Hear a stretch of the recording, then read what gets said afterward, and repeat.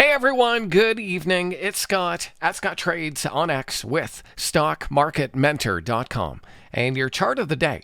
Want to take a look at stock here in just a minute, but it is in the oil and gas sector. And the reason I like this stock is because if you look at the XLE ETF, it's working, but it is a tad extended above the 8-day exponential period moving average. And it does sure feel like you're chasing when we're in a market that's tough, like the one we're in now.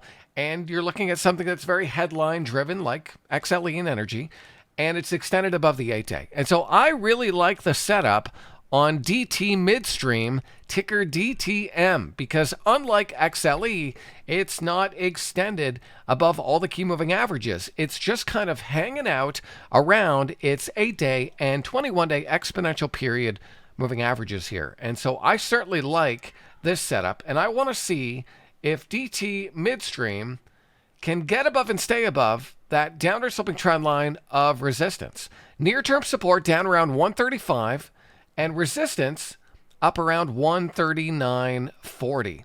And so I would look for a move through and a close above 139.40 here on DTM to trigger a trade with a stop down around 135.